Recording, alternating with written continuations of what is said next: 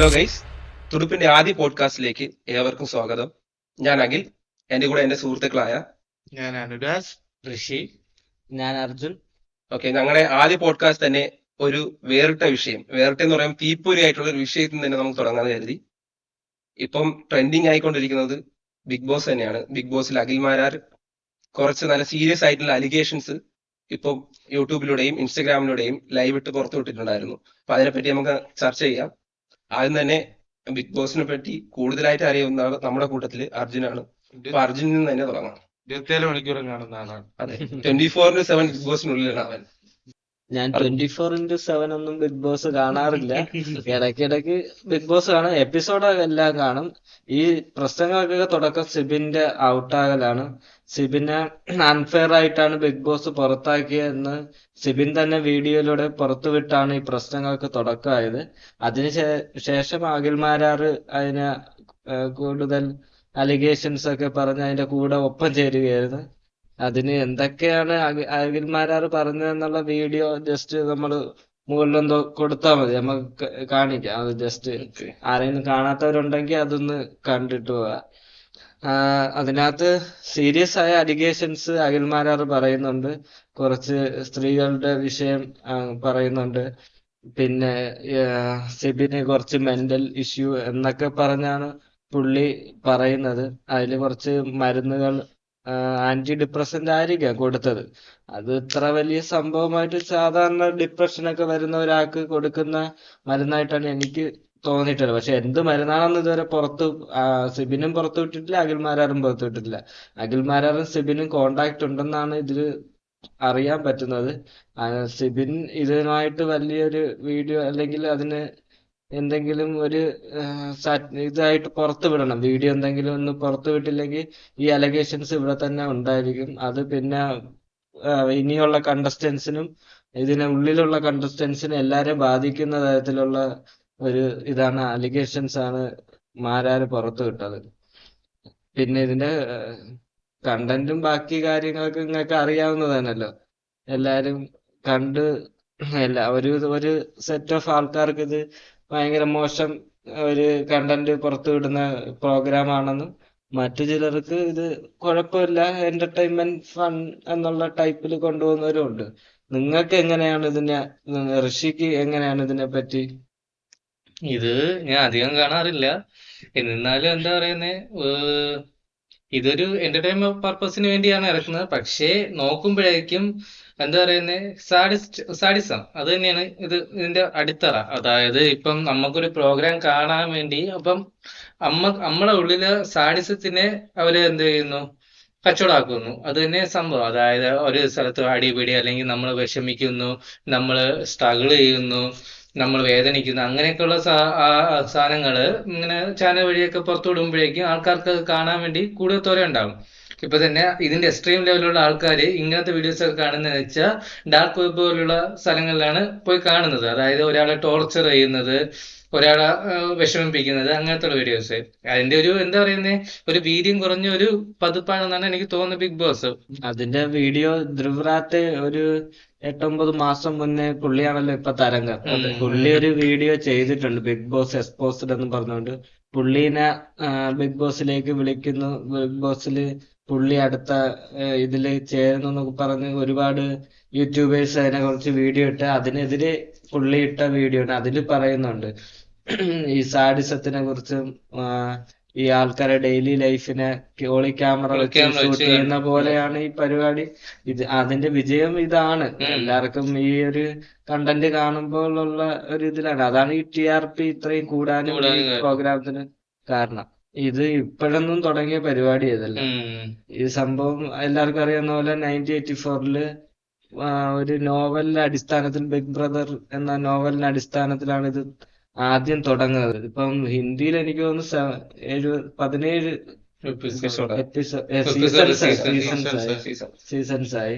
അതില് ഓരോ സീസണിലും ഇതുപോലെ അലിഗേഷൻസ് ഒരുപാട് ബിഗ് ബോസിനെതിരെ വരുന്നുണ്ട്, കണ്ടസ്റ്റൻസിൽ നിന്നും വരുന്നുണ്ട്. ഒരുപാട് പേര് മെന്റൽ ട്രോമയൊക്കെ ആയിട്ട്, നമ്മൾ ഇടയ്ക്ക് വീഡിയോ ഞാനും അനുരാജും കണ്ടായിരുന്നു അതിനെപ്പറ്റി. മെന്റൽ ട്രോമയൊക്കെ ആയിട്ട് ആൾക്കാർ കൂടുതൽ ഇതില് പോയി മെന്റലി അഫക്റ്റഡ് ആയിട്ട് പിന്നെ ഹോസ്പിറ്റലിൽ അഡ്മിറ്റ് ആവുകയും ചിലവര് ഇതിനു മുന്നേ ഓസ്ട്രേലിയയിലോ UK-യിലോ എവിടെയോ ഒരു ആള് ആത്മഹത്യക്ക് ശ്രമിച്ച് അങ്ങനെ ആത്മഹത്യ ചെയ്ത ഒരാളും ഉണ്ട്.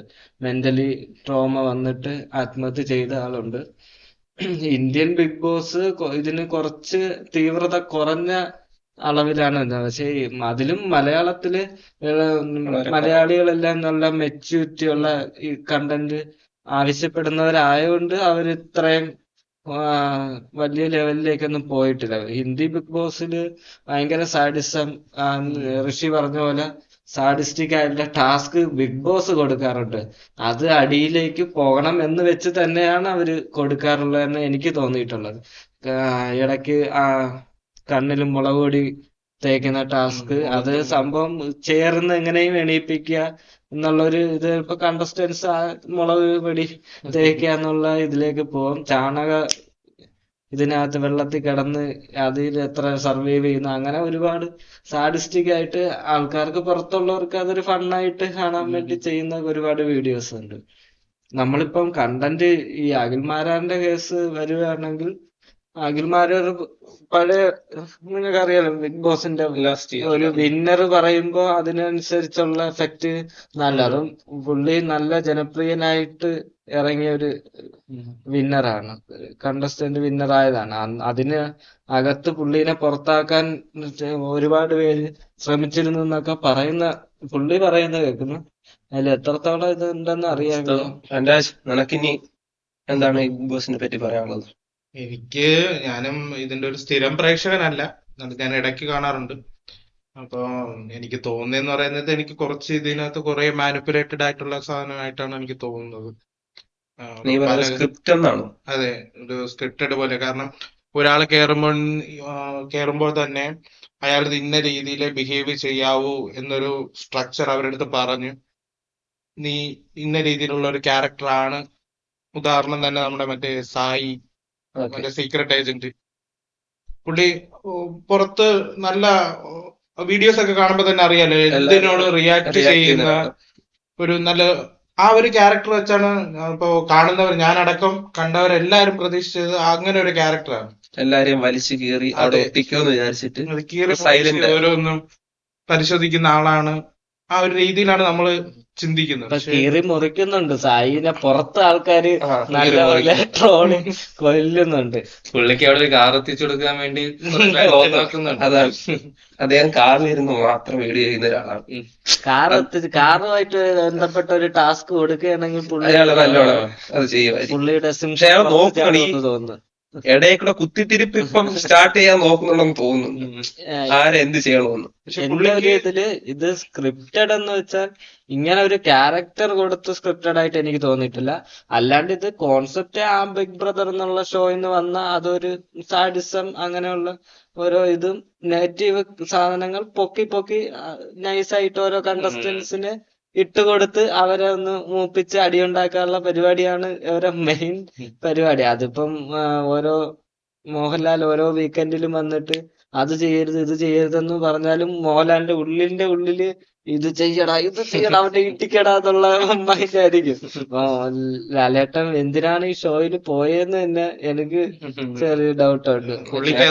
പുള്ളിയുടെ കരിയറിലൊരു നെഗറ്റീവ് ആവണോ എന്നെ ഒരു ചെറിയൊരു ഇതുണ്ട്. പുള്ളി ഇതൊന്നും കെയർ ചെയ്യുന്നില്ലെന്നാണ് പുള്ളി പറയുന്നത്. പക്ഷെ പുള്ളിയുടെ ഫാൻസ് അല്ലെങ്കിൽ പുള്ളിനെ ഇഷ്ടപ്പെടുന്നവർക്ക് ഇത് കെയർ ചെയ്യുന്നുണ്ട്. ഇത് പോകരുതെന്നായിരുന്നു നമ്മുടെ അഭിപ്രായം, പോകരുതെന്നാണ്. പക്ഷെ ഈ ബിഗ് ബോസിന്റെ ഇത് വെച്ച് നോക്കുകയാണെങ്കിൽ, അവരൊരു ഇത് വെച്ച് നോക്കുകയാണെങ്കിൽ അത്രയും ഹോസ്റ്റ് ചെയ്യാൻ പറ്റിയ ഏറ്റവും കേരളത്തില് പോപ്പുലർ ആയിട്ടുള്ള ഒരു ആക്ടറാണ്. എല്ലാ കണ്ടസ്റ്റൻസും പുള്ളിനെ ബഹുമാനിക്കുമെന്ന് ഉറപ്പുള്ളതാണ്. അല്ലാണ്ടൊരു മമ്മൂട്ടി ഈ പ്രശ്നങ്ങൾക്കൊന്നും മമ്മൂക്ക പോവാൻ സാധ്യതയില്ല ഇങ്ങനെയുള്ള ഷോയ്ക്കൊന്നും. പിന്നെ ചാൻസ് ഉള്ളത് മോഹൻലാലാണ്. ലാലേട്ടൻ പോകുമെന്നുള്ള ഇതുകൊണ്ടായിരിക്കും അവർ മോഹൻലാലുമായിട്ട് ഏഷ്യാനെറ്റൊക്കെ നല്ല ബന്ധത്തിലല്ലേ, അപ്പം പുള്ളിയായിട്ട് അടുത്ത് ഇത് അതാകുമ്പോ പുള്ളി സംസാരിക്കുമ്പോ കണ്ടസ്റ്റൻസ് എല്ലാം മിണ്ടാണ്ടിരിക്കും. ഇപ്പൊ അല്ലാണ്ട് ഒരു നടൻ, വേറൊരു കുറച്ചും കൂടെ ഒക്കെ ഫെയിം കുറഞ്ഞൊരു നടൻ ഇത് അവതരിപ്പിക്കുമ്പോ ചിലപ്പോ അവരെ ചീത്ത വിളിക്കുക, വഴക്ക് പറയുകയോ ചെയ്യുമ്പോ അഖിൽമാരാറ് തന്നെ, സാബു മോൻ, ഇങ്ങനെയുള്ള ഒരുപാട് അവർക്കൊന്നും ചിലപ്പോ അത് അക്സെപ്റ്റ് ചെയ്യാൻ പാടായിരിക്കും. അവർ തിരിച്ചു പറയാനും സാധ്യതയുണ്ട്. അങ്ങനെ ബിഗ് ബോസ് ഹിന്ദി ബിഗ് ബോസിൽ അങ്ങനെ സംഭവിച്ചിട്ടുണ്ട്. സൽമാൻ ഖാനുമായിട്ട് അടിവരെ ഉടക്കായിട്ടുണ്ട്. സൽമാൻ ഖാൻ ഞാൻ അകത്ത് വന്ന് ഇടിക്കാന്നൊക്കെ പറഞ്ഞ് അങ്ങനെ കുറെ പരിപാടികളൊക്കെ അവിടെ ബിഗ് ബോസിൽ നടന്നിട്ടുണ്ട്. പക്ഷെ എന്റെ ഒരു അഭിപ്രായത്തിൽ മോഹൻലാൽ ഇങ്ങനെ ഒരു ഷോയിൽ വരണ്ടായിരുന്നു. ഞാനൊരു ലാലേട്ടൻ ഫാനാണ്. അപ്പൊ എനിക്ക് ഫീൽ ചെയ്തിട്ടുള്ളത് മോഹൻലാൽ ഇത്രയ്ക്കൊരു നിലവാരം കുറഞ്ഞൊരു ഷോ, എനിക്കൊരു നിലവാരം കുറഞ്ഞൊരു ഷോ ആയിട്ട് തോന്നുന്നു. മോഹൻലാലിന് ഒരു സ്ക്രിപ്റ്റ് കൊടുത്ത് മോഹൻലാൽ ചുമ്മാ വന്നത് ഇങ്ങനെ ഒരു 2 ദിവസം, ആഴ്ച 2 ദിവസം വന്ന് ചുമ്മാ വന്ന് അവതരിപ്പിച്ചു പോകും. മോഹൻലാലിൽ ഇത് കാണുന്നുണ്ടെന്ന് പോലും എനിക്ക് തോന്നുന്നില്ല. മോഹൻലാലിന്റെ അഭിനയ ജീവിതത്തിൽ അദ്ദേഹം ഈ ഓരോ സിനിമയ്ക്ക് വേണ്ടി നടക്കുമോ, അദ്ദേഹം 24 മണിക്കൂർ ഈ ഒരു ഷോ കണ്ടുകൊണ്ടിരിക്കുമെന്ന് ചോദിച്ചാൽ ഒരിക്കലും ഷോ കാണത്തില്ല. അദ്ദേഹത്തിന് അവരോട് എന്തൊരു സ്ക്രിപ്റ്റ് കൊടുക്കുന്നു അത് വന്ന് അവതരിപ്പിക്കുന്നു. ഈ സിബിന്റെ കാര്യത്തിലായാലും അതാണ് സംഭവിച്ചിരിക്കുന്നത്. ലാലേട്ടൻ സിബിൻ ചെയ്തത് കണ്ടിട്ടോ ഇതൊന്നും ചെയ്തിട്ടായിരിക്കില്ല സിബിനെ വഴക്ക് പറയുന്നത്. ഈ ബിഗ് ബോസിന്റെ അണിയറ പ്രവർത്തകർ എന്ത് പറയുന്നു അത് അവരൊരു സ്ക്രിപ്റ്റ് ചെയ്ത് ലാലേട്ടനോട് ഇങ്ങനെ പറഞ്ഞു കാണും, അവൻ ഇങ്ങനെയൊക്കെ പറയണം, അവൻ ഇങ്ങനെയൊക്കെ തളർത്തണം എന്ന് പറഞ്ഞതിന്റെ പേര് മാത്രമായിരിക്കും ലാലേട്ടൻ പറയാൻ. അല്ലാതെ ലാലേട്ടന്റെ ഉള്ളിൽ ഇങ്ങനെ ഒരു വ്യക്തി ഇങ്ങനെ പറയണമെന്നും തോന്നി കാണത്തില്ല. അപ്പം ലാലേട്ടൻ അവരുടെ ഒരു കളിപ്പാവ എന്ന രീതിക്ക് മാത്രം നിൽക്കുന്ന ഒരു മനുഷ്യനാണ്. അദ്ദേഹത്തിന് ഇതിനെ ഈ സമയത്ത് എത്ര നല്ല സിനിമകൾ ചെയ്യാം. അപ്പം ഈ ഒരു ഷോയിലോട്ട് വരണമെന്ന് എനിക്കൊരു താല്പര്യമില്ല, എന്റെ ഒരു ഇതില്ല. മെജോറിറ്റി ഫാൻസിനും എല്ലാവർക്കും അങ്ങനെയാണ് തോന്നുന്നത്. കാരണം ഇങ്ങനെ പുള്ളിയുടെ കരിയറിൽ തന്നെ ഒരുപാട് നെഗറ്റീവ് ഷെയ്ഡ്സ് ഈ പ്രോഗ്രാമിൽ ഹോസ്റ്റ് ചെയ്യുന്നതോട് അതുമൂലം തന്നെ ഉണ്ടായിട്ടുണ്ട്. യൂട്യൂബിൽ തന്നെ ഓരോ കമന്റും നോക്കുമ്പോൾ, ഓരോ വീഡിയോയുടെ അടിയിൽ വരുന്ന കമന്റ് നോക്കുമ്പോൾ തന്നെ നമുക്ക് തന്നെ ഒരു ഫാൻ എന്ന നിലയിൽ നമുക്ക് തന്നെ ഒരു എന്തിന് ഇങ്ങനെ ലാലേട്ടൻ ചുമ്മാ ബാക്കിയുള്ളവരുടെ വായിരിക്കുന്നു എന്തിന് കേൾക്കുന്നു എന്നൊരു തോന്നല് വരുന്നുണ്ട്. അതിന്റെ ഒരു ആവശ്യമില്ല. ലാലേട്ടൻ ഇതില് വേണ്ടായിരുന്നു തുടക്കം തൊട്ടേ. അതായത് ഫസ്റ്റ് സീസൺ തൊട്ടേ അങ്ങനെയായിരുന്നു. തുടക്കം ഒരു എന്താ പറയുന്ന ഒരു കോമാളി അങ്ങനെ ഒരു ഇത് തന്നെയാണ്. പക്ഷെ ഈ ഒരു സീസൺ വന്നപ്പോഴേക്കും പുള്ളി കുറച്ച് മാസ് റോഡിലേക്ക് ആ, എത്തി. പലരും പറയുന്നുണ്ട് ഈ ബിഗ് ബോസിലെ യഥാർത്ഥ വിന്നർ ലാലേട്ടനാണ് ഉം. എന്നൊക്കെ പല കമന്റിലും ഈ പറയുന്നുണ്ട്. ബിഗ് ബോസിൽ നല്ലപോലെ ഫയർ ചെയ്യുന്നുണ്ട് കണ്ടസ്റ്റന്റ്. പണ്ടൊക്കെ ലാലേട്ട ഒരു കഥ പറഞ്ഞ് നൈസായിട്ട് എസ്കേപ്പ് ആവുന്നതാണ്. ആ സമയത്ത് ഞാൻ ഫസ്റ്റും സെക്കൻഡും സീസൺ കണ്ടിട്ടുണ്ട്. ആ സമയത്ത് എനിക്ക് വരുന്ന അതേ ഉള്ളൂ, നമുക്ക് എന്റർടൈൻ ചെയ്യുന്ന ഒരു സാധനം ഞാൻ ഇരുന്ന് കാണാറുണ്ട്. കാണുമ്പോഴേക്കും നമുക്ക് ചില കണ്ടസ്റ്റന്റൊക്കെ പറയണം, ലാലേട്ടൻ വന്നിട്ട് നല്ലത് കൊടുക്കണം. കാരണം നമുക്ക് പറയാനുള്ളതായിരിക്കണം പുള്ളി പറയേണ്ടത്, എന്നൊക്കെ നമുക്കൊരു രസം തോന്നത്തുള്ളൂ. നമ്മൾ ആ ദിവസത്തിന് വേണ്ടി കാത്തിരിക്കത്തുള്ളൂ. അപ്പൊ വരുമ്പോ പുള്ളി ഒന്നും പറയാറില്ല. പക്ഷെ ഈ സീസൺ തൊട്ടാണെന്ന് തോന്നുന്നു അങ്ങനെ പറഞ്ഞു തുടങ്ങിയത്. പക്ഷെ ഈ സീസണിലും എല്ലാ കാര്യത്തിനും എല്ലാരെയും പറയുന്നില്ല, കുറെ ഫേവേഴ്സ് നടക്കുന്നുണ്ട്. അത് എന്തായാലും ബിഗ് ഉണ്ട്. ബോസിന്റെ ലെവലില് അവരുടേതായ കളികളാണ്. ബിഗ് ബോസ് ലാലേട്ടൻ അതിലൊരു ബന്ധമില്ല. ലാലേട്ടന് സ്ക്രിപ്റ്റ് കൊടുക്കുന്നത് അത് ബിഗ് ബോസുകാർ കുറച്ച് ആൾക്കാരെ നല്ല രീതിക്ക് ഫേവറിസ് നടക്കുന്നുണ്ട്. നല്ല രീതിക്ക് എന്ന് പറയുമ്പോൾ ഇപ്പം തന്നെ ഇവിടെ ഇപ്പോഴത്തെ കണ്ടസ്റ്റന്റ് ജാസ്മിൻ എന്ന് പറയുന്ന കണ്ടസ്റ്റന്റ്, ആ കണ്ടസ്റ്റന്റിനെ പുറത്തുനിന്ന് അവരുടെ ഫാമിലിയിൽ നിന്ന് ആൾക്കാർ വിളിച്ച് വിവരം കൊടുത്തെന്ന് പറഞ്ഞൊരു നല്ലൊരു അലിഗേഷൻ ഉണ്ടായിരുന്നു. അതിപ്പം പുറത്ത് യൂട്യൂബിലും ബാക്കിയുള്ള സോഷ്യൽ മീഡിയയിലേക്ക് നല്ല രീതിക്ക് അത് നല്ല പ്രശ്നമായതാണ്. പക്ഷെ അതിന് എണ്ണമൊക്കെ പറയുന്നതല്ലേ ആ വീഡിയോ അല്ലേ? അപ്പോഴാണെങ്കിൽ പക്ഷെ അതിന് ലാലേട്ടൻ വന്ന് പറഞ്ഞത് ബിഗ് ബോസ് ഒന്നും കൊടുത്തിട്ടില്ല, അവരൊന്നും പറഞ്ഞിട്ടില്ല, അങ്ങനെയാണ് ലാലേട്ടൻ വന്ന് പറയുന്നത്. അതുപോലെ ഒരുപാട് അലിഗേഷൻ ഈ സീസണിലും ഒരുപാട് പ്രശ്നങ്ങൾ അത് ഫേവറിസത്തിന്റെ പേരാണ് കൂടുതലുള്ളത്. ഇപ്പം ഒരു പ്രശ്നം ഒരാൾ ചെയ്താൽ അത് വലുതല്ല, മറ്റൊരാൾ ചെയ്താൽ അത് ഭയങ്കര പ്രശ്നം. അതിപ്പോ സിബിന്റെ കേസിലാണെങ്കിലും ഇപ്പം ജിൻഡോ എന്ന് പറയുന്ന കണ്ടസ്റ്റന്റ് കേസിലാണെങ്കിലും എല്ലാവരുടെ കേസിലും ഫേവറിസ് നല്ലപോലെ നടക്കുന്നുണ്ട്. എനിക്ക് തോന്നിയത് എല്ലാ സീസൺസിലും ബിഗ് ബോസിന് ഇഷ്ടപ്പെട്ട കണ്ടസ്റ്റൻസ് ഒന്നും ആൾക്കാർ പുറത്ത്, എനിക്ക് അങ്ങനെ ഒരു ഇതില്ല, എന്നാലും ഞാൻ പുറത്ത് കമന്റ്സിൽ എല്ലാം കണ്ടിട്ടുള്ളത് ഓരോ സീസണിലും ഓരോരുത്തർ ഇങ്ങനെ അതിന്റെ അവർക്ക് ഏഷ്യാനെറ്റിനും ബിഗ് ബോസിനും വേണ്ടപ്പെട്ടവർ എന്ന ടാഗ് ലൈനിൽ വരുന്ന ഇതുണ്ട്. അതിൽ മെയിൻ ആയിട്ട് വന്നതാണ് സെക്കൻഡ് സീസണില് ബെഡായി ആര്യ ഇതിന് എല്ലാം സെയിം കാറ്റഗറിയിൽ വരുന്നതായിരുന്നു. അവര് ബിഗ് ബോസ് അവരെ ഫാമിലിയിൽ നിന്ന് വരുന്ന, ഏഷ്യാനെറ്റിന്റെ ഫാമിലിയിൽ നിന്ന് വരുന്ന അവളെ സഹായിക്കുന്നു. ഫസ്റ്റ് സീസണിൽ രഞ്ജിനി ഉണ്ടായിരുന്നു. അങ്ങനെ ഒരു ഇത് ഉണ്ട്. ആദ്യത്തെ സീസണിലും അഖിൽമാരാർ ഇപ്പൊ വീഡിയോ തന്നെ പറയുന്നുണ്ട് പേളിമാന് ജയിക്കുമെന്നാണ് അവരെല്ലാം വിചാരിച്ചിരുന്നത്. പെട്ടെന്ന് സാബുമോൻ അതിൽ ജയിച്ചതാണ്. അന്ന് നമ്മള് കരുതിയിരുന്നത് പേളിമാനിയുടെ വോട്ടെല്ലാം ശ്രീനിഷും കൂടെ ശ്രീനിഷ് ഔട്ടായെന്ന് തോന്നുന്നു. അതിനുശേഷം മറ്റേ ഹൈറ്റുള്ള ജിമ്മനായിട്ടുള്ള പുള്ളി ഉണ്ടായിരുന്നല്ലോ, ഇപ്പം വീഡിയോ ഒക്കെ ചെയ്യുന്ന ഷിയാസ് കരീമിനും കൂടെ ഡിവൈഡ് ചെയ്ത് പോയെന്നാണ് അന്ന് എല്ലാരും വിചാരിച്ചിട്ടുണ്ട്. അങ്ങനെയാണ് സാബുമോൻ വിജയിക്കുന്നത്.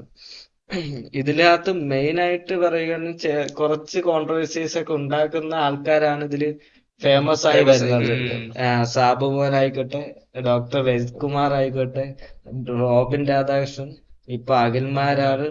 ഈ സീസണില് അങ്ങനെ ഒരു ഭയങ്കര ടോക്സിക് ആയിട്ട് അല്ലെങ്കിൽ കോൺട്രവേഴ്സീസ് മാത്രം ഉണ്ടാക്കുന്ന കണ്ടസ്റ്റൻസ് അത്ര വന്നിട്ടില്ല. ഇടയ്ക്ക് ഒരു സീസൺ ഉണ്ടായിരുന്നു മണിക്കുട്ടന്റെ.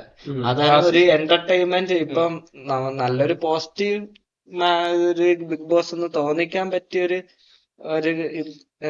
സീസൺ ആയിരുന്നു അത്. ആ മണിക്കുട്ടന്റെ സീസൺ നല്ല ഫേമസ് ആയിട്ടുള്ള മണിക്കുട്ടൻ ഉള്ളത് കൊണ്ട് മണിക്കുട്ടന്റെ ആ ഒരു ഫെയിമിലൂടെ മണിക്കുട്ടൻ പോയി കപ്പടിച്ച്. ഇപ്പൊ മണിക്കുട്ടന് ഇതുപോലെ ഇടയ്ക്ക് വെച്ച് പുറത്തു പോയതാണ്. പിന്നെ ഒരാഴ്ച കഴിഞ്ഞ് ഒരു മാസ് എൻട്രി ഒക്കെ കൊടുത്ത് തിരിച്ചു വന്നതാണ്. മണിക്കുട്ടൻ അത്ര വേണ്ടപ്പെട്ട ഒരു ഇത്രയും ഫെയിമുള്ള ആളായോണ്ടായിരിക്കാം സിബിനെ പോലെ പുറത്താക്കാണ്ട് തിരിച്ച് അവര് കഷ്ടപ്പെട്ട് തിരിച്ച് വിളിച്ച് കപ്പൊക്കെ അടിപ്പിക്കാൻ സഹായിച്ചത്. സിബിനെ പോലെ ഒരു നോർമൽ ഗെയ് ആയിരുന്നെങ്കിൽ ചിലപ്പോ അത് സംഭവിക്കില്ലായിരുന്നു. അപ്പൊ വീണ്ടും നമുക്ക് അഖിൽമാരാറിന്റെ വീഡിയോയിലേക്ക് തന്നെ പോവാം. അദ്ദേഹം പറഞ്ഞ അലിഗേഷൻസിലേക്ക് നമുക്ക് തിരിച്ചു പോവാം. ആദ്യത്തെ അലിഗേഷൻ എന്ന് പറയുമ്പം പ്രധാനമായിട്ടും ലേഡീസിനെ പറ്റി പറഞ്ഞതാണ്. അപ്പൊ അതിനെപ്പറ്റി നിനക്ക് എന്താണ് പറയാനുള്ളത് അർജുനെ? അഖിൽമാരാർ അതിനകത്ത് പറഞ്ഞത് എല്ലാ സ്ത്രീകളെയും കൂടെ ഉൾപ്പെടുത്തി പറയുന്ന പോലെയാണ് എല്ലാവരും അതിനെ ഉൾക്കൊണ്ടത്, എടുത്തത്. പക്ഷെ പുള്ളി ഇപ്പം രണ്ടാമതൊരു വീഡിയോ ഇട്ടിട്ട് പറയുന്നു എല്ലാരെയും അല്ല, ചില കണ്ടസ്റ്റൻസിന് അങ്ങനെ കുറച്ച് ഫേവറിസം ആൾക്കാർക്കുണ്ടായിരുന്നു, വേറെന്തിനൊക്കെ ഉപയോഗിച്ചു, അങ്ങനെയൊക്കെ ഇതിനെ ഉള്ളിലുള്ള സ്റ്റാഫ്സ് അങ്ങനെയൊക്കെ ഉപയോഗിച്ചു എന്നൊക്കെ പറഞ്ഞാണ് വീഡിയോ ഇട്ടത്. പക്ഷെ പുള്ളി പറയുമ്പോ അത് വ്യക്തമായിട്ട് പറയണം. അല്ലെങ്കിൽ ഒരാളെ പറയണ്ടെങ്കിലും അതിന് എന്തെങ്കിലുമൊക്കെ ചെറിയ ടിപ്സ് ഒക്കെ ഇട്ട് പറയായിരുന്നു. പുള്ളിക്ക് പറയണമെങ്കിൽ അത് തെളിവോടെ തന്നെ നിർത്താലോ. ചിലപ്പോ അതൊരു ആ ലേഡീനെ പേരൊക്കെ പറഞ്ഞാൽ അത് അവരെ ജീവിതത്തിൽ ബാധിക്കാൻ സാധ്യതയുണ്ട്. അല്ലാണ്ട് എങ്ങനെയെങ്കിലും ഈ ചെയ്ത സ്റ്റാഫുകളെ അല്ലെങ്കിൽ അതിന്റെ ക്രൂവിനെ പറയാലോ. ഹിന്ദി ബിഗ് ബോസ് പുറത്തു പോയ അമിത്ഷാ എന്തോ അങ്ങനെ ഒരു കണ്ടസ്റ്റന്റ് പറയുന്നുണ്ട്, അതിനകത്ത് കയറി കഴിഞ്ഞാൽ എല്ലാരും ഭീകര രൂപികളെ പോലെയാണ്, ഡെവിൾസിനെ പോലെയാണ്. എല്ലാരും പുറത്തുനിന്ന് അറിയാവുന്നവര് പോലും ഡെവിൾസിനെ പോലെയാണ് ചിന്തിക്കുന്നതും കൈകാര്യം ചെയ്യുന്നതും. അങ്ങനെ ഒരു പെട്ടെന്ന് അവര് പൊട്ടിത്തെറിക്കുക. ഈ കണ്ടസ്റ്റൻസ് ആരും ജീവിതത്തിൽ തന്നെ ഒരു വർഷത്തിൽ 1-2 വട്ടമായിരിക്കും പൊട്ടിത്തെറിക്കുക, ഒരു ഭയങ്കര ഇതിലേക്ക് പോകുന്നത്, ഒരു മെന്റൽ ഇതിലേക്ക് പോകുന്നത്. പക്ഷെ ഇത് ഡെയിലി ആഴ്ചയിൽ 2-3 തവണയായിട്ട് ഇങ്ങനെ. അതൊക്കെ മനഃപൂർവ്വം പലരും ചെയ്യുന്നത്. അതിൽ പല കണ്ടസ്റ്റൻസ് പുറത്തു വന്ന് പറഞ്ഞിട്ടുണ്ട് ഇത് മനഃപൂർവ്വം. നമുക്ക് അങ്ങനെ ഒരു കണ്ടസ്റ്റന്റായിട്ട് പ്രശ്നമൊന്നുമില്ല, അവിടെ എന്തെങ്കിലും ചെറിയൊരു കാര്യം വന്നാലും 2 ബഹളം ഉണ്ടാകണം, പൊട്ടിത്തെറിച്ചാല് ക്യാമറ സ്പേസ് അവിടുത്തെ വാചകമാണ്. ബിഗ് ബോസിനുള്ളിൽ കുറെ വാചകങ്ങളുണ്ട്, നിലപാട്, ക്യാമറ സ്പേസ്. എനിക്ക് നിലപാടില്ലായ്മയായിട്ട് തോന്നിയത് ഇപ്പൊ ബിഗ് ബോസ് ആണ്. ബിഗ് ബോസ് നിലപാടില്ലാത്ത കളികൾ കളിക്കുന്നതായിട്ടാണ് ഇരിക്കുന്നത്. ബിഗ് ബോസിന് വേണ്ടത് നെഗറ്റിവിറ്റിയാണ്. പക്ഷെ ലാലേട്ടനെ കൊണ്ട് പറയിപ്പിക്കുന്നത് പോസിറ്റിവിറ്റിയുടെ അങ്ങേയറ്റമാണ്. അത് കൊടുത്താല് നമ്മൾ അതിനു വേണ്ടിയാണ് ക്യാമറ ഓൺ ആക്കി വെക്കുന്നത് എന്നൊക്കെ പറഞ്ഞാണ് അവര് വീഡിയോ ഇടുന്നത്. ആഴ്ചയിൽ 5 ദിവസം നെഗറ്റിവിറ്റി ഫുള്ള് സ്പ്രെഡ് ചെയ്തിട്ട് ലാലേട്ടൻ എന്ന് പറയുന്ന ഒരു മനുഷ്യനെ 2 ദിവസം കൊണ്ട് വീക്കെൻഡിൽ വന്ന് 2 പോസിറ്റിവിറ്റി കിട്ടും. പോസിറ്റിവിറ്റി ആണെങ്കിൽ TRP നല്ലപോലെ ഇടിയും. അതിന് എക്സാമ്പിൾ ആണ് മണിക്കുട്ടന്റെ സീസൺ. അതില് TRP ഇടിഞ്ഞ് നല്ല പോലെ ഇതായി ബാധിച്ചായിരുന്നു. നമ്മുടെ കമ്മ്യൂണിറ്റിയിൽ ആരും എപ്പോഴും ഈ വചനം പറയുന്നതും പോസിറ്റീവായിട്ട് പറയുന്നത് കേട്ടോണ്ടിരിക്കത്തില്ല. എല്ലാരും ആഗ്രഹിക്കുന്നത് നെഗറ്റീവ് കണ്ടന്റ് എന്നൊരു പ്രവണത മാത്രമാണ്. അതിലാണ് കൂടുതൽ ആൾക്കാർ കോൺസെൻട്രേറ്റ് ചെയ്യുന്നത്. അത് തന്നെ അവിടെയും സംഭവിക്കുന്നത്. നീ പറഞ്ഞില്ലേ ഒരു ദിവസം ഒരാഴ്ച 3 ഉണ്ട്, ചില ദിവസം ഓരോ ആൾക്കാർ ഒരു ദിവസം 3 അടിയൊക്കെ ഉണ്ടാക്കാറുണ്ട്. ചുമ്മാ കണ്ണിൽ കാണുന്ന എല്ലാ വള്ളിയും പിടിച്ച് തലയിലെടുത്ത കുറെ പേരുണ്ട് ഇപ്പോഴത്തെ സീസൺ തന്നെ. എക്സാമ്പിൾ ജിൻഡോ, ജാസ്മിൻ, ഇങ്ങനെ കുറച്ച് ആൾക്കാരുണ്ട്. അത് അങ്ങേയറ്റത്തുടപ്പുള്ള ഒരു വള്ളിയായിരിക്കും. അതിങ്ങനെ ഏണി വെച്ച് കയറി വലിച്ച് താഴെ ഇട്ടിട്ട് അതിന്റെ മുകളിൽ കയറിയിരിക്കും. വാട്ടർ ബോട്ടിലിനൊക്കെ ലക്ഷങ്ങൾ വിലയിട്ടില്ല. അത് കോമഡി സബ്ജക്റ്റ്. വാട്ടർ ബോട്ടിൽ 1.5 ലക്ഷം ചെയ്തതാണോ സീരിയസ് ആയിട്ട് ചെയ്തതാണോ ചെയ്തിട്ടുണ്ടെങ്കിൽ അത് കോമഡി ആയിട്ട്. അതിലും വലിയൊരു കോമഡിയാണ് അദ്ദേഹം വീടിനെ പറ്റി പറഞ്ഞു പറഞ്ഞോണ്ട. അദ്ദേഹത്തിന് എന്റെ വീടിന്റെ ഫുള്ളിനേക്കാളും വലുതാണ് അയാളുടെ ഒരു ബാത്റൂം. ഞാനൊരു 5 സ്റ്റാർ ഹോട്ടലിൽ പോയി ഇത്രയും സ്ക്വയർ ഫീറ്റ് ഉള്ള ഒരു ബാത്റൂം കണ്ടിട്ടില്ല. അതിനകത്ത് 4 പേർക്ക് കിടക്കാം. അതൊക്കെ ഒരു ചേഞ്ച് ആയിട്ട് പുള്ളി ബാക്കി കണ്ടസ്റ്റൻസ് എല്ലാം ദുഃഖം, സങ്കടക്കഥകൾ പറയുമ്പോ പുള്ളി ഒരു മാസം ആയിക്കോട്ടെ എന്ന് വെച്ച് തള്ളി പറഞ്ഞതായിരിക്കാം. വീടൊക്കെ കാണും എന്നും പറഞ്ഞ് ഇത്രയും വലിയ ബാത്റൂം റൂമിന് അത്രയുള്ള ബാത്റൂമും വീടിന് അത്രയുള്ള റൂമും ഇതൊക്കെ കേൾക്കാൻ നമുക്കൊരു ലോജിക്ക് ഉണ്ടല്ലോ. നമുക്ക് ഒരു ഇത് കേൾക്കുമ്പോൾ അത് സത്യമാണോ കള്ളമാണോ എന്ന് മനസ്സിലാക്കാനുള്ള ലോജിക്കുള്ളതാണ് ഈ പ്രേക്ഷകരെന്ന് പറയുന്ന ആൾക്കാർ. ഈ പ്രേക്ഷകരെ മണ്ടന്മാരാക്കുന്ന രീതിക്ക് അതിപ്പോ ബിഗ് ബോസ് ആണെങ്കിലും റോക്കി ആണെങ്കിലും ആര് സംസാരിച്ചാൽ നമുക്ക് മനസ്സിലാവും. നമ്മുടെ ഒരു ലോജിക്ക് അനുസരിച്ച് നമുക്ക് മനസ്സിലാക്കാൻ പറ്റുന്നേ ഉള്ളൂ. ഒരു ഗെയിം ചേഞ്ചിങ് മൂവ്മെന്റ് ആയിരുന്നു ഈ 6 പേര് പെട്ടെന്ന് വന്ന ഒരു 6 പേര് ഈ പെട്ടെന്ന് വന്ന് ബിഗ് ബോസിലോട്ട് വരുന്നു. അതിൽ പ്രത്യേകിച്ച് 2 പേര്, അതിപ്പം പൂജയും സിബിനും, ഈ 2 പേര് നല്ല രീതിയിൽ ഗെയിം കളിക്കാറുന്ന 2 പേരായിരുന്നു. ഒരാളെ എങ്ങനെ മെന്റലി തളർത്താന്നും എവിടെ എന്ത് പറഞ്ഞാൽ അവർക്ക് അത് എഫക്റ്റ് ആവുമെന്നും എന്തൊക്കെ ചെയ്യണം ആരെയൊക്കെ പുറത്തു എല്ലാം നല്ല ഗെയിം പ്ലാനോട് കൂടി ഒരുമിച്ച്. അതെ, 2 പേര് നല്ല ഗെയിം പ്ലാനും നല്ലൊരു ഇന്റലിജന്റ് ആയിട്ടുള്ള 2 പേരായിരുന്നു. പക്ഷെ അവർ 2 പേര് പെട്ടെന്ന് പുറത്തായപ്പം വീണ്ടും ബിഗ് ബോസ് പഴയ രീതിക്ക് വന്നു ഈ ഇപ്പം സീസൺ. TRP ഇടിയും, ഇനി അതാ. ഇടിയും. ഈ പ്രശ്നം കൂടെ ആയതുകൊണ്ട് TRP ഇടിയും. അപ്പം ഇതില് പുറത്തോട്ട് തന്നെ നമുക്ക് ആ കണ്ടസ്റ്റന്റ്സിന് പുതിയ ഈ കൊണ്ടുവന്ന കണ്ടസ്റ്റന്റ്സിനെ കാണുമ്പോ തന്നെ നമുക്ക് അറിയാം ഇതിനകത്ത് എന്തോ നിലപാടില്ലായ്മ അതെ കണ്ടെന്ന്. എന്ന് വെച്ചാ അഭിഷേക് K എന്ന് പറയുന്ന ഒരു കണ്ടസ്റ്റന്റ് LGBT അതെ കമ്മ്യൂണിറ്റീനെ റെപ്രസെന്റ് ചെയ്ത് എന്ന് പറഞ്ഞല്ല വന്നത് എന്നെങ്കിലും പുള്ളി അങ്ങനെ ഒരു കണ്ടസ്റ്റന്റ് ആണ്. പുള്ളി ഒരു മോഡലിന്റെ ബേസിലാണ് വന്നത്. എന്നാലും ഇങ്ങനെ ഒരു പുറത്ത് ഇങ്ങനെ ഒരു ചർച്ചാ വിഷയം ആ സമയത്ത് ഇപ്പൊ ചർച്ചാ വിഷയം ആയിക്കൊണ്ടിരിക്കുവായിരുന്നു. അതിന്റെ ഓപ്പോസിറ്റ് ഇന്ന് വേറൊരാൾ അഭിഷേക് ശ്രീകുമാർ S എന്ന് പറയുന്ന പുള്ളിയാണ്. പുള്ളി ഇതിന് വിപരീതമായിട്ടുള്ളത് LGBT കമ്മ്യൂണിറ്റി എവിടെ കണ്ടാലും അടിക്കും എന്നുള്ള ടൈപ്പ് ഒരു മെന്റാലിറ്റി ഉള്ള ആളായിരുന്നു. പുള്ളി വന്ന് ഫസ്റ്റ് ഡേ തന്നെ ഇതിനെതിരെ പറഞ്ഞ് അവിടെയുള്ള എല്ലാ കണ്ടസ്റ്റൻസ് അവർക്കെതിരെ ആയതാണ്. ഈ ശ്രീകുമാറിനെതിരെ വന്ന് നോമിനേഷനൊക്കെ ഒരുപാട് കിട്ടി എവിക്റ്റ് ആവുമെന്നൊക്കെ പ്രതീക്ഷിച്ച പുള്ളിയാണ്. പുള്ളിക്ക് അതെന്തോ കമന്റ്സിന്റെ ബേസിനായിട്ട് എന്തോ പോസ്റ്റിൽ കമന്റ് ചെയ്തതിന്റെ ബേസിലായിട്ട് എന്തോ അങ്ങനെ എന്തോ ഒരു വിഷയമല്ലായിരുന്നു അല്ല സംസാരിച്ച് തുടങ്ങുന്നത്. അത് സംസാരിച്ച് തുടങ്ങുന്നത് അതൊക്കെ പുറത്തെ പ്രശ്നമാണ്. അത് പുറത്തെ പ്രശ്നം. നമുക്ക് ചർച്ച ചെയ്യേണ്ട ആവശ്യമില്ല. അത് കുറച്ച് സെൻസിറ്റീവ് ആയിട്ടുള്ള കാര്യമാണ്. ഇതിപ്പം ബിഗ് ബോസ് ഫുള്ള് ഇപ്പം ബിഗ് ബോസിനെതിരെയാണ് ഈ അലിഗേഷൻസ് എല്ലാം വരുന്നത്. ബിഗ് ബോസ് എന്ന് പറയുമ്പം ഏഷ്യാനെറ്റ് എന്ന് പറയുന്ന ഒരു വലിയൊരു കോർപ്പറേറ്റ് ചാനലാണ്. അപ്പൊ അവർക്കെതിരെ ഈ അലിഗേഷൻസ് വരുമ്പം അതിലെന്തെങ്കിലും കള്ളത്തരമാണോ അഖിൽമാരാര് ഇതൊക്കെ ഉണ്ടാക്കി പറയുന്നതാണോ ഇതൊന്നും നമുക്കറിയില്ലല്ലോ. അപ്പൊ അതിനെപ്പറ്റി നിനക്കെന്താണ് എന്റെ പറയാനുള്ളത്? അല്ല, അതിനെപ്പറ്റി എന്ന് പറയുന്ന നേരത്ത് ഒരിക്കലും ആ വീഡിയോയിൽ തന്നെ അഖിൽമാരാർ പറയുന്നുണ്ട്, പുള്ളി ബിഗ് ബോസിനെതിരെയോ ഏഷ്യനെറ്റിനെതിരെയോ അല്ല പുള്ളി പറയുന്നത്. പുള്ളി പറയുന്നത് ഈ പ്രോഗ്രാമിന്റെ തലപ്പത്തിരിക്കുന്ന 2 പേരെ കുറിച്ചാണ് പറയുന്നത്. അതെ. അല്ലെ ഏതോ ഒരാള് റിട്ടയർ ആവാറായതാണെന്നോ അങ്ങനെ എന്തോ ഒരു ചെറിയൊരു സൂചന കൊടുത്ത് പോകുന്നതുകൊണ്ട് അപ്പോ അവരെ കുറിച്ച് മാത്രമാണ് പുള്ളി പറയുന്നത്. അവരുടെ തെറ്റാണ്, അവരുടെ ആഗ്രഹങ്ങൾ അനുസരിച്ചാണ് ഓരോരുത്തരെ ഇതിനകത്തോട്ട് കാസ്റ്റ് നിലനിർത്തുന്നതും ചെയ്യുന്നത്. ആ. പുറത്ത് ആക്കുന്നതും. അപ്പൊ അതെല്ലാം അവരുടെ ഇംഗിതങ്ങൾക്കനുസരിച്ചാണ്. അതിനനുസരിച്ച് അവര് എന്താണ് മറ്റേ സ്ത്രീകളെ യൂസ് ചെയ്യുന്നു എന്നൊക്കെയാണ് പുള്ളി അലിഗേഷൻസ് ആയിട്ട് പറയുന്നത്. അതെ പറയുന്നത്. അത് മാത്രമല്ല, ഇപ്പം അവര് ഒരാൾക്കാരെ കണ്ടസ്റ്റന്റ് സെലക്ട് ചെയ്യുന്ന സമയത്ത് ഈ കുറച്ച് ക്രൂ മെമ്പേഴ്സിൽ കുറച്ച് ആൾക്കാർ അവരെ പോയി നേരിട്ട് കണ്ടെന്നോ അതെയോ അല്ലാതെ ഫോണിലൂടെയോ ബന്ധപ്പെട്ടിട്ട് ഞങ്ങൾ നിങ്ങളെ സെലക്ട് ചെയ്യാം, അങ്ങനെ സെലക്ട് ചെയ്യുമ്പോൾ നിങ്ങളുടെ ഇത്ര വിഹിതം അല്ലെങ്കിൽ അങ്ങനെയൊക്കെയാണ് ഈ അഖിൽമാരാർ ഇങ്ങനെ പറഞ്ഞു വെക്കുന്നത്. ഇപ്പം പൈസയായിട്ടും അതല്ലാതെയും അവർ മുതലെടുക്കുന്നുണ്ട്. അവർ പറയുന്നതെല്ലാം ചെയ്യണം, അങ്ങനെ ചെയ്യണം, ഇങ്ങനെ ചെയ്യണം, ഇങ്ങനെയാണ് നിങ്ങൾ അവിടെ ചെയ്യാനുള്ളത് എന്ന അവരുടെ നിബന്ധനകളുണ്ട്. അതിൽ നിന്ന് അവിടെ ബിഗ് ബോസിൽ കളിക്കണം എന്നാണ് അവർ പറയുന്നത്. ഇതൊക്കെ ഒരു വലിയൊരു അലിഗേഷൻസ് ആണ്. പ്രത്യേകിച്ച് ഈ ലേഡീസിനെ പറ്റി പറയുന്നതാണെങ്കിൽ എല്ലാം ഇതിനൊക്കെ ഉത്തരം ഒന്നെങ്കിൽ ഏഷ്യാനെറ്റ് കൊടുക്കണം, അല്ലെങ്കിൽ തെളിവ് സഹിതം അഖിൽമാരാർ കൊടുക്കണം. ഇങ്ങനെ ഇപ്പൊ ഡോക്ടർ റോബിന് വന്ന് കുറച്ച് അലിഗേഷൻസ് പറഞ്ഞു പോയായിരുന്നു. ഡോക്ടർ റോബിനെ പുറത്താക്കാൻ നോക്കിയത് ഇവര് തന്നെയാണ് എന്നൊക്കെ പറഞ്ഞ് ഡോക്ടർ റോബിന് കൊടുത്തായിരുന്നു കുറച്ച് അലിഗേഷൻസ്. ഡോക്ടർ റോബിന്റെ പുറത്താക്കിയതിന്റെ ആ സമയത്തുള്ള വീഡിയോസ് ഒക്കെ പുറത്തു വന്നായിരുന്നല്ലേ. പുള്ളി അകത്ത് എല്ലാവർക്കും ഒരു ട്രീറ്റ്മെന്റ് അല്ലെന്നും പറഞ്ഞുകൊണ്ട് പുള്ളി ഗസ്റ്റ് ആയിട്ട് പോയിട്ട് ബിഗ് ബോസിനുള്ളില് പ്രശ്നങ്ങളൊക്കെ ഉണ്ടാക്കിയാണ് പുറത്തു വിട്ടത്.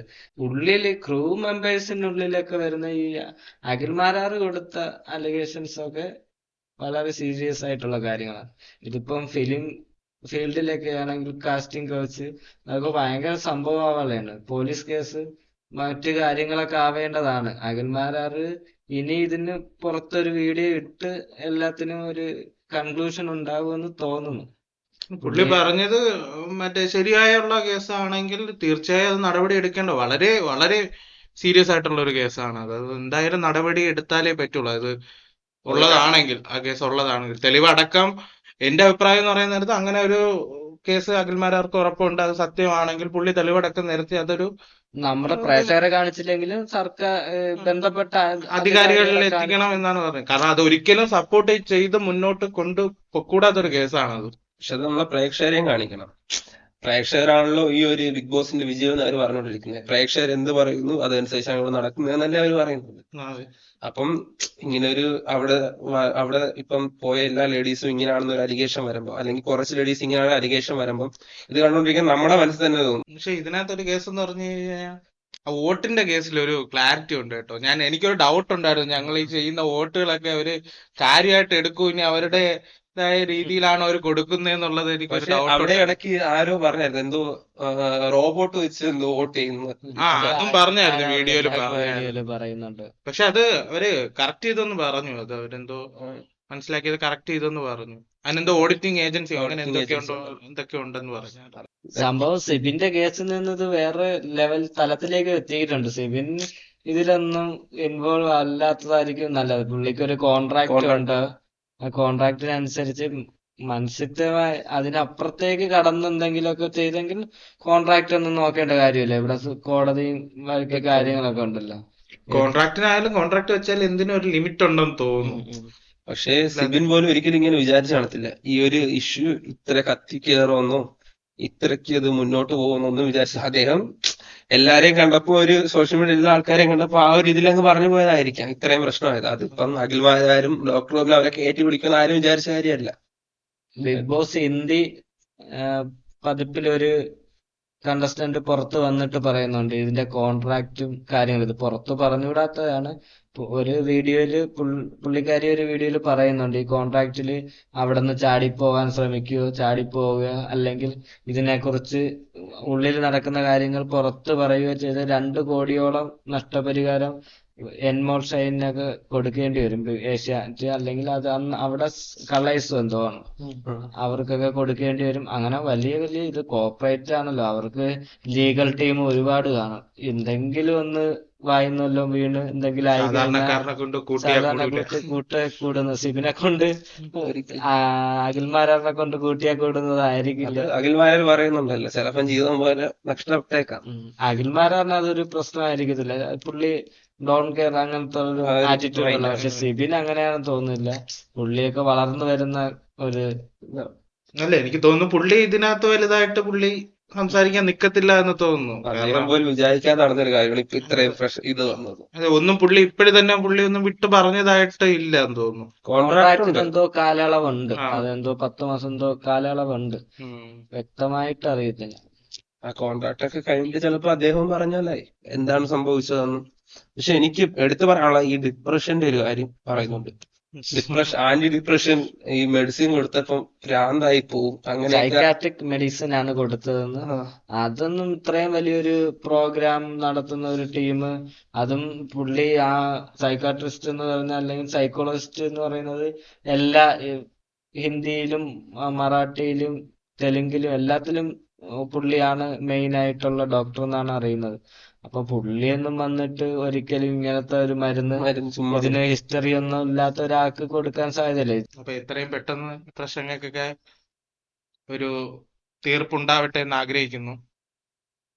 ചിലപ്പോ നമ്മള് വീഡിയോ ചിലപ്പോ വരാൻ നേരത്തായിരിക്കും നമ്മുടെ ഈ പ്രശ്നങ്ങൾക്കെല്ലാം ഒതുക്കി തീർന്നിട്ടുണ്ടാവും. അപ്പോഴേ ഒന്നും തോന്നരുത് ആർക്ക്. ഒരു വമ്പൻ ഇതാകുമ്പോ അതൊക്കെ എന്തായാലും ഒതുക്കി തീർക്കും. 2-3 ദിവസത്തേക്ക് നീണ്ടിരിക്കാനേ സാധ്യതയുള്ളൂ. ഇതെന്തോ ഒതുക്കി തീർന്നാൽ നമ്മുടെ വീഡിയോ നമ്മുടെ ഉള്ളിൽ തന്നെ ഇരിക്കും, പുറത്ത് വരാൻ സാധ്യതയില്ല. അല്ലെങ്കിൽ നമ്മുടെ ആദ്യത്തെ പോഡ്കാസ്റ്റ് നിങ്ങളുടെ മുന്നിലേക്ക് നമ്മൾ എത്തിക്കുന്നത്. അപ്പൊ എല്ലാവർക്കും നല്ലൊരു ദിനം നേർന്നുകൊണ്ട് നമ്മുടെ വീഡിയോ വൈൻഡപ്പ് ചെയ്യാണ്. തുടക്കക്കാരാണ്, എല്ലാവരുടെയും സപ്പോർട്ടുകൾ പ്രതീക്ഷിച്ചുകൊണ്ട് ഞങ്ങളുടെ വീഡിയോ വൈൻഡപ്പ് ചെയ്യുന്നു. Okay, thank you. Thank you.